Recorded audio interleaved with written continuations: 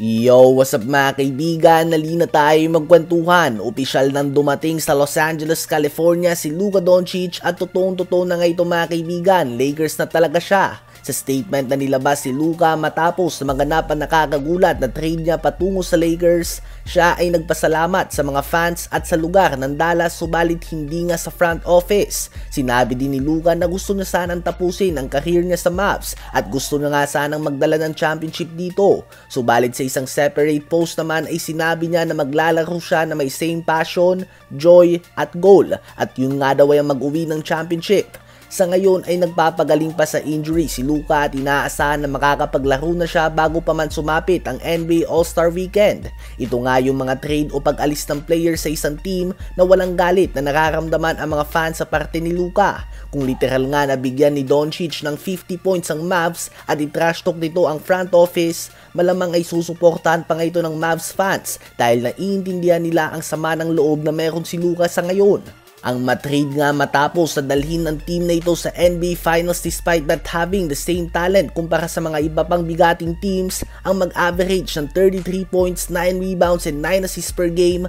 tila ba trinade nga ng Mavs ang isang MVP player. Ganun pa man, excited na din si Doncic sa bagong simula na ito at same goal nga na magdala ng championship.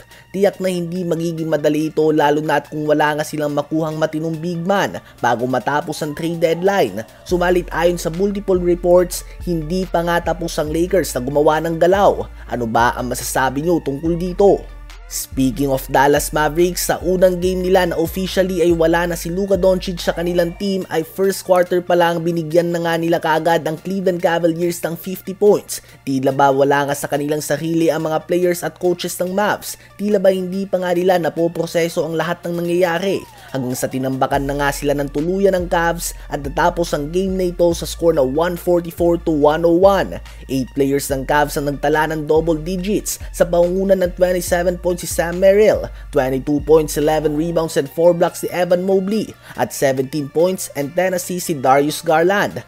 Habang nakumpleto naman ng Boston Celtics ang 26-point comeback late in third quarter at tinalo nga nila ang Philadelphia 76ers sa score na 118-110 na outscore ng Celtics ang Sixers 38-16 sa fourth quarter at nanguna dyan si Jason Tatum na gumawa ng 35 points, 7 rebounds and 11 assists. 25 points din dyan ang nanggaling sa second half lamang. 21 points, 10 rebounds and 6 assists din si Jaylen Brown, 18 points, 7 rebounds and 5 blocks si Kristaps Porzingis at 17 points and 9 assists naman si Derrick White. Ano ba masasabi nyo tungkol dito? I-comment yan sa baba at aking babasahin yan. Huwag kakalimutan na mag-like, mag-subscribe at i-hit ang notification bell for more updates at kwentuhan. Maraming salamat po.